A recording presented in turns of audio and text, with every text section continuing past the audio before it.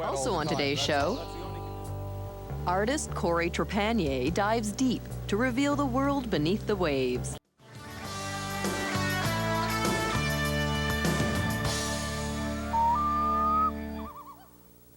The Great Lakes Heritage Coast is a 3,000-kilometer stretch of the Georgian Bay, Lake Huron, and Lake Superior shoreline, which the Ontario Ministry of Natural Resources has given heritage status.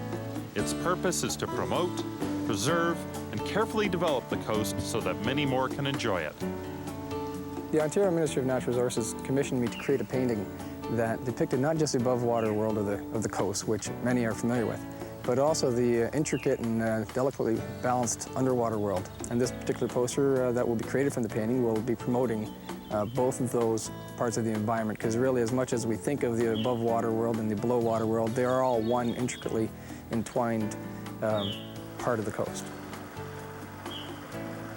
To create this piece, we actually took a trip for a couple of weeks, my wife and I, and our eldest daughter, and went and researched firsthand as much coast as we could cover in those 2 weeks.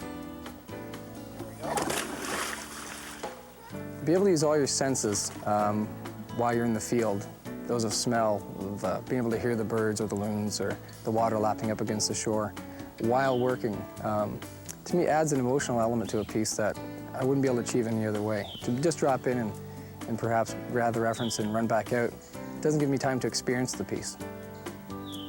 Because of such a vast area that was required to be covered, and trying to incorporate elements of Georgian Bay and Lake Superior into one painting, the research element was the most important part in actually getting out there firsthand and studying it. To do this, we scuba dived with an underwater video camera and a still camera and photographed the underwater world. As well, I did a number of my own landscape paintings, which gave me a better sense of the coast firsthand. Bringing all these experiences and references back to the studio, I then started to compile some of the best key features of both areas into one image. From there, I compiled a sketch and went from that point on into the final painting, which we are finishing up at this moment.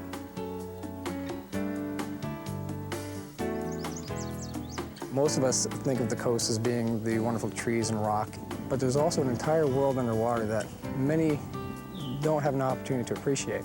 And I think it's important that people are aware of that, because anything that takes place along the coast as far as future development and enjoyment does not just impact the shoreline, but it does impact the fisheries below water and all the various food chains that are related to it. I used to always just look at slides through a slide projector, and that sort of there's a real time lag between working on location and actually having things developed and working in the studio. So now with the digital video camera that I've been using, I'm able to actually capture reference while I'm doing the painting and taking it back and hooking it up to the computer and then viewing it through the monitor right as I'm working. The benefits are obviously immediacy of being able to use it, but also the colors of the pieces comes very, very good through the monitor of the reference that I've been taking, and the portability of it as well. Eventually, it allowed me to work entirely in the field. I think if Michelangelo or Leonardo had these types of technologies available to them, they would have readily used them.